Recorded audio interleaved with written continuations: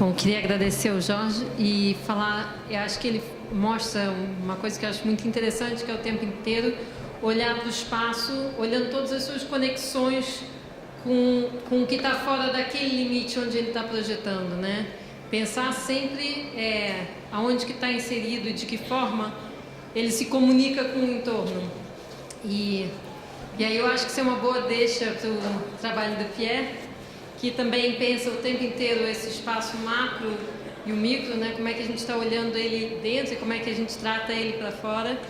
Então, vou chamar aqui o Pierre André, que é paisagista e ambientalista, professor de paisagismo, supervisor de urbanismo e co-coordenador do curso de pós-graduação Paisagismo Ecológico, Planejamento e Projeto da Paisagem na PUC do Rio, sócio fundador do MBA, e participa ativamente da ONG Em Verde, Instituto de Pesquisas em Infraestrutura Verde e Ecologia Urbana, e redator para The Nature Cities, e membro do Comitê Executivo do Society for Urban Ecology no Brasil.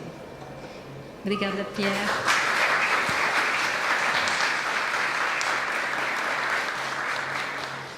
Boa tarde, obrigado a todos. A gente vai abrir um pouco a visão, né? Na verdade, não vou nem falar de coisas tão concretas, né? Apresentar tantas coisas concretas. Acho que eu estou trazendo mais perguntas hoje. Estou numa fase da vida que eu estou cheio de perguntas e eu gostaria de compartilhar essas perguntas com vocês, né? A primeira coisa é o tema, né? Cidade afora. Mas fora, como assim fora? Existe algum fora? Né? Sabendo que a gente é um grande organismo vivo, né? Biosfera. Aonde existe o fora? Só se eu jogar no espaço, talvez aí há um fora, né? E aí, acho que pode desligar a luz que está refletindo um pouco na tela, acho que pode baixar, não? O que você acha? Qual o contato que a gente tem com a natureza, né? Se o seu último contato com a natureza foi através de um emoji, um aplicativo de comunicação, tem alguma coisa errada, né? A gente tem tendência a se afastar da natureza. Eu vou trazer uma pequena provocação sobre a idade que a gente tem, né? A gente não nasceu no dia que a gente nasceu. A gente nasceu através da vida muito mais tempo atrás. Fazendo uma figura, usando um dia de 24 horas, né? A Terra aparece há 4 bilhões e 600 mil anos. É muito tempo, né? O pessoal fala tempo é dinheiro, então a natureza é muito dinheiro. A vida aparece o equivalente a 4 e 10 da manhã, como se fosse uma crise de insônia, e aparece a vida. A vida aparece através de uma cooperação entre uma bactéria e uma alga. Já começa trabalhando mão na mão. Juntos. Isso é muito importante, entender que a natureza trabalha em colaboração, em mutualismo. Vou passar rápido, porque não tem tanto tempo, mas a gente vê que as coisas ocorrem devagar. Até agora, nada de homem, o dia está quase acabando. Homens e mulheres, humanidades, né? Aparecem as primeiras ferramentas, mas acho que o grande momento, a grande diferença, o momento que a gente se separa da natureza, é a partir do momento que a gente domestica a natureza. O que quer dizer domesticar a natureza? Quer dizer plantar plantas, né? A gente começa a sair da natureza, a gente entende que tem um fora, a partir do momento que a gente planta plantas. Então eu entendo que o primeiro gesto urbano, o primeiro movimento que faz criar a cidade, é o fato de plantar plantas, né? A primeira tecnologia humana. O fato de plantar plantas. A partir dali, eu consigo armazenar comida, eu consigo me fixar, eu não sou mais caçador-coletor. Aí passo a ser um ser urbano. Então, a agricultura, para mim, é um gesto urbano, né? Não existe campo, cidade, é tudo urbano, no meu entendimento. E outro dia eu estava fazendo uma pergunta, mas vem cá, se a gente fosse dividir tudo que tem de terra entre a gente aqui, né? Os 7 bilhões e tantos habitantes que tem nesse planeta. O que eu teria direito? Então, eu vi o que dava em 12 mil anos antes do Cristo, né? Deixa eu ver, aqui o Toparquilade. 12 mil anos antes de Cristo, quando a gente era 15 milhões de humanos, a gente tinha direito, cada um de nós, a quase 10 milhões de metros quadrados. Uma bela propriedade onde dá comida, né? Produção e de muita coisa. Mas se a gente for trazer isso para um cálculo já para hoje, né, nem hoje, 2012, o mundo encolheu muito. Cada um de nós tem direito a 20 mil metros quadrados para produzir água, harmonizar animais, né, harmonizar tudo que tem de natureza, fauna, flora, produzir nossa alimentação e nossos bens, né? Que a gente tem uma visão muito utilitária da natureza, sabendo que, pegando esse raciocínio, a cidade ocupa só 3%, 3 a 4% da superfície do planeta, a cidade não ocupa tanta superfície do planeta. Porém, para abastecer ela, eu tenho hoje 40% do planeta dedicado a abastecer essa cidade. Estou falando só de pasto, só de agricultura de plantio. Não estou nem falando de geração de energia, de extração de minerais, né? Então a gente tem nossa cidade, que parece pequena, que é pequeno em números, ela usa remotamente grandes insumos, né? E aí a gente tem um modo um pouco, como dizer, vertiginoso de crescer, né? A gente quer sempre mais e a gente é incentivado a sempre querer mais, né? E aí como que fica, né? Quando se todo mundo, né, todos nós, queremos sempre mais. Como que a gente vai fazer? Porque o planeta é finito, né? Não tem planeta B, né? Então só tem isso. E diante disso a gente tem que recorrer a algumas ferramentas de produção que não são necessariamente as mais saudáveis, nem para a gente, nem para os animais, né? Eu conheço gente que, assim, patrocina ativamente associações de defesa do meio ambiente, como o WWF, Greenpeace, mas que não se incomoda em comer animais que são armazenizados dessa forma, que é uma incoerência, né? A gente tem os animais que a gente gosta, que a gente protege, tem os animais que a gente pode torturar à vontade, tem os animais que a gente odeia, como os que nos acompanham. Então, só algumas perguntas aí se realmente isso tudo faz sentido, né? E a gente se armazena também, né? Isso aqui é uma foto real de Singapura, de Hong Kong. Esse aqui são as nossas moradias, né? Então, realmente, o contato com a natureza vai virar um emoji de fato se a gente continuar. Mas, não vamos também ficar deprimido, não dá tempo da gente ficar deprimido, e a questão não é essa. Qual a imagem, né? A gente tem um escritório que a gente chamou de MBA, porque a gente entendeu que na relação com a natureza, a relação do índio com a natureza, ele encontra espiritualidade, ele encontra recurso, ele encontra cosmogonia. O que a gente encontra como simbólica na cidade? O que a cidade nos intuita a pensar, a querer, a desejar para nós, né? Aqui, óbvio que é um exagero, mas a gente tem uma sociedade muito voltada para o consumo de bens, um pouco para a experiência, um pouco para a espiritualidade, né? E isso tem impactos, né? Isso aqui é uma foto também sem fotomontagem, é o maior cemitério de pneu do mundo, né? E a gente tem essas paisagens remotas, né? Isso aqui é um horizonte longe dos nossos olhos, mas que é correlado à nossa maneira de viver, né? Vou passar com as imagens deprimentes, mas só essa última imagem, que é, de um lado, esses são fotos de pássaros mortos numa ilha, o equivalente ao Alto das Rocas, mas no meio do Pacífico. Só pode ir pesquisador, tem autorização, complicado para ter, né? Mas são pássaros que morreram de velhice, e aí a gente vê dentro deles um monte de plástico, né? E a gente vê como que a natureza faz as coisas. Esse pássaro está vivo, o pássaro está vivando, está virando terra, vai virar uma planta, que depois vai virar um animal de novo. A natureza nunca morre, ela sempre se transmuta, né? E aí isso aqui como que a gente vem ocupando e transformando, né? Quanto mais vermelho, mais alterado pela mão do homem. Mas o mapa que mais me interessa é esse aqui, o mapa do tesouro, né? Quanto mais vermelho, mais biodiversidade, mais quantidade de espécies eu tenho, né? Eu entendo que a biodiversidade é a maior biblioteca viva que a gente tem, né? Então, a gente está no Rio de Janeiro, a gente olha o privilégio que a gente tem aqui, a gente está entre os lugares com a maior biodiversidade do planeta. É a nossa cidade, são cidades que pensam e trabalham em função da maior biodiversidade. O urbanista brasileiro já entendeu sua responsabilidade em relação à biodiversidade. Nossa cidade, um exemplo de respeito e de incorporação de biodiversidade? Essa pergunta me incomoda. E a gente vê o que a gente tem. A gente tem a maior biodiversidade do planeta, somos campeões do mundo de biodiversidade, né? Até hoje eu não vi uma camisa amarela escrito, né? Somos campeões. E eu acho que isso aqui é uma grande questão, né? Os 6 biomas que a gente tem, a densidade populacional, que é muito voltada pela encosta, e nossas redes. E aí eu acho que nossos desafios, eu como paisagista, eu encaro que é isso, como que eu fico entre, né, nossa nosso estabelecimento do território, esses ecossistemas. A gente tem que estabelecer um diálogo ali. O século XX sempre avançou com a ideia que meio ambiente e cidade eram adversários, né? Que a natureza e a cidade são polêmicas, não podem conviver.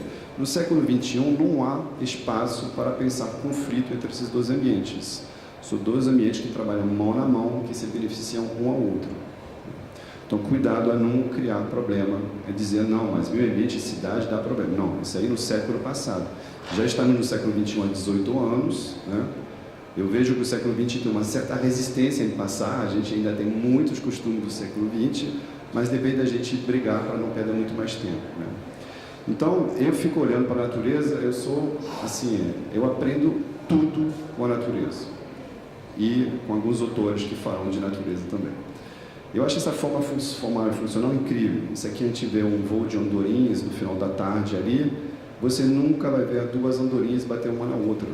Elas são milhares, que fazem formas incríveis, né? E tem um sistema de sincronismo complicado que a gente não vai abordar, mas a natureza respondeu a essa questão de organizar grandes grupos em movimento, né? Eu acho também essa imagem muito linda, né? De um inseto, né? Que usa seu próprio corpo para afrontar a escuridão. Eu acho que nosso conhecimento, essa palavra, essas atitudes devem ser também como um vagalume, acender a escuridão para a gente poder trazer o conhecimento onde não tem. Eu olho esses brejos, eu vejo um potencial que a gente tem de ter cidades que têm as mesmas funções, assim, nicho ecológico, reter as águas. A gente tem problema de águas porque a gente não retém as águas, porque a gente bota as águas para correr, elas vão todas acabar lá embaixo criando grandes alagamentos, né? Então vamos lembrar que o mutualismo é uma das questões mais importantes da natureza. Todo mundo fala da lei do mais forte. Na natureza é a lei do mais forte, né? Isso aqui é uma apropriação do darwinismo pelo capitalismo, onde achava interessante dizer que o mais forte manda em todo mundo. Só que na natureza o que a gente vê não é assim que funciona. Pelo contrário, as árvores mais fortes da floresta, através das raízes, passam energia, matéria para as outras, para os mais fracos, né? A floresta é uma rede onde tudo é interconectado. As árvores transmitem mensagem umas para as outras para se proteger, para ser mais forte, quanto mais numerosas. Isso aqui, por exemplo, são os fungos que a gente vai do solo, que a gente chama de rizosfera. As árvores não conseguem processar alimentos se não tiver uma boa rizosfera embaixo do solo, né? Isso é qualidade, né? E aí eu vejo estradas aqui. Por que a gente não faz essas estradas como, né, caminhos de fertilidade, caminhos de abundância, caminhos de fauna e de flora, e não simplesmente uma faixa de asfalto monofuncional? Então, na nossa visão, a gente para com a ideia que a paisagem é um panorama bonito, né, que a gente vê do lado esquerdo, é apenas um cenário visual para, né, nosso devaneio, mas não, é um sistema complexo, multiescalar, e com uma questão aqui muito importante, que é o tempo, né, o tempo que passa e que vai alterando. E a gente tem uma visão que foca muito nos serviços ecossistêmicos. Como na nossa cidade eu posso providenciar os mesmos serviços ecossistêmicos do que tinha antes, que é o mínimo que a cidade tem que fazer. Tinha ali brejo, tinha ali mata, tinha floresta, produção de alimentos, tinha tudo. Eu não posso vir aí e sair apagando a natureza, né, e acabando com isso. Como que a cidade pode produzir os mesmos serviços ecossistêmicos do que os ambientes que existiam ali? Esses serviços ecossistêmicos são muito sérios. A gente fala de comida, a gente fala de água, a gente fala de oxigênio, a gente fala de funções vitais. A natureza é imprescindível à nossa sobrevivência, e a sua saúde é a nossa saúde, que a gente vai ver agora mesmo. Então, quando eu trabalho, eu trabalho nessa ótica, né? Eu sou um indivíduo que pertence a uma população, uma comunidade, a biosfera. Tudo que eu faço nessa escala vertiginosa da biosfera, né? Eu pertenço a isso aqui, e somos todos nós aqui um grande ser vivo, né? Que é o conceito de Gaia, né? Que é o maior ser vivo que conhecemos, que é a natureza, né? E aí, dentro de cada um de vocês, existe um ecossistema que chama microbiota, fica dentro do sistema digestivo. Essa microbiota tem mais bactérias, tem mais elementos vivos do que tem células no seu corpo. Dentro de você, tem mais elementos externos a você do que você. Então, cada um de nós é um ecossistema. Então, a ideia de indivíduo, hoje, acho que é uma abstração. A gente não é indivíduo, a gente somos um grupo, somos um conjunto. E meu ambiente externo, ele é fundamental, ele é vital para o meu bem-estar.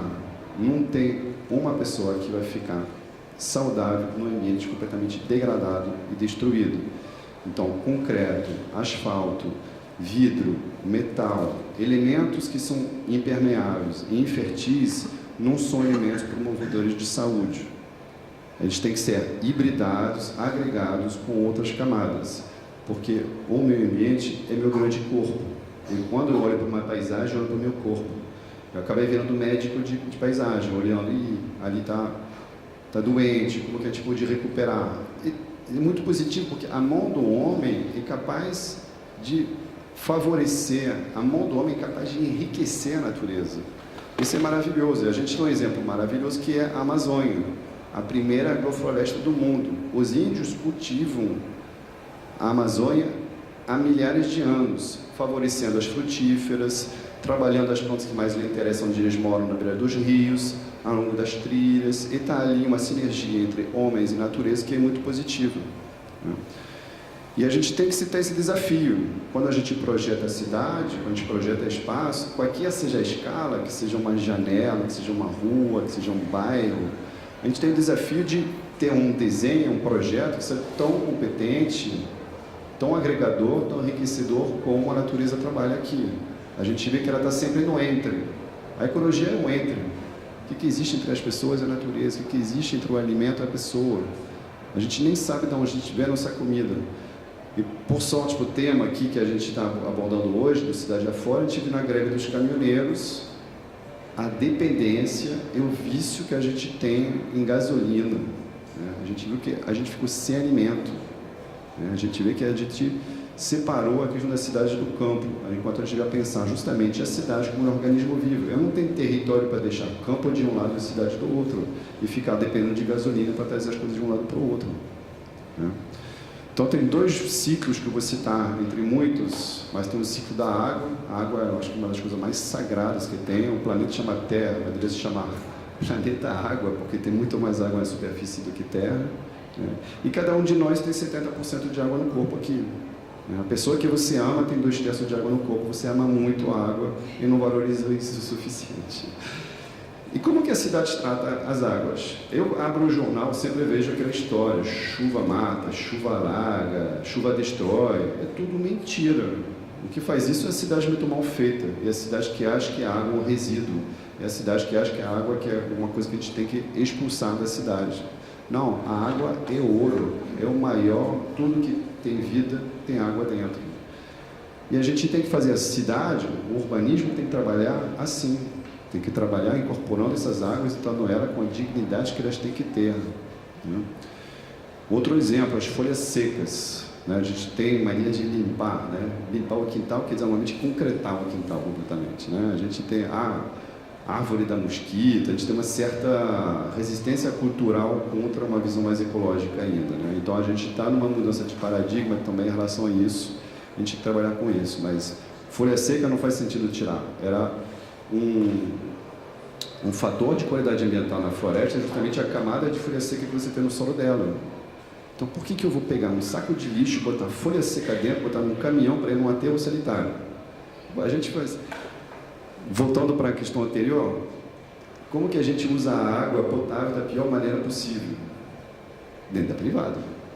Não existe uma coisa mais absurda do que pegar água potável e usar na latrina, sinceramente. Assim, eu faço isso desde que eu nasci, todos nós na sala fazemos isso. É um absurdo completo, a gente nem percebe até que ponto a gente precisa rever. Mas, para fechar aqui, vou falar que hoje tem que ver a cidade como um campo. A agricultura urbana é um tema mais do que nunca contemporâneo, desde as maiores instâncias globais, como Unesco, ONU, Federação Mundial da Agricultura, até as iniciativas que tem aqui no Rio de Janeiro. Eu ia ter um trabalho que levantou que tem 300 iniciativas de agricultura urbana no Rio de Janeiro, por exemplo. Elas não são catalogadas, elas não são incentivadas, são totalmente espontâneas acontecendo, mas já são 300, imagino daqui a 5 anos quantos serão. E a cidade e o campo trabalhavam juntos. né? Isso aqui no Egito. O Egito não é tanto tempo. Aqui, a cidade de campo estava junto. 100 anos atrás tinha campo em cidade. Dentro de Paris tinha muitos campos que estão ali fazendo parte. Só que a gente instalou em cidade onde tinha muita água, muita biodiversidade, porque o lugar é justamente fértil para a produção de comida, fértil para abastecer água, só que essas cidades foram expulsando essas qualidades, né, dos sítios para deixar lugar a cidade que tem pouquíssimos serviços ecossistêmicos. Mas vamos lembrar da Segunda Guerra Mundial, onde justamente teve problema de comida, e onde estava incentivado, através dos super-heróis, inclusive, em capas de jornal, a todas as pessoas a produzir seus alimentos. Era um programa nacional nos Estados Unidos para cada um produzir os seus alimentos. Eu fiz uma pequena seleção aqui de capas, mas são muitas. Olha o que o tio Sam fala para a gente. Planta teu jardim para cortar os custos. Olha só. E a gente hoje, eu não sei, a gente vai em supermercado para quê? A gente pode plantar nosso dinheiro com as próprias mãos, sem falar de todos os benefícios que traz de você ter esse contato com terra, que a gente vem de lá, né? Belmont viu na história da vida, que a gente vem lá das savanas. Então, o nosso corpo, 99,9% da evolução da espécie humana viveu na floresta. E aí a gente tem cidade hoje que tem todos os seus espaços públicos transformados em hortas ao longo das ruas. No Rio de Janeiro também não é diferente, as hortas sobem nos morros já. Isso, gente, vamos pensar o mundo de maneira diferente, com as boas perguntas, a gente vê que a gente está lá no topo. Muito obrigado.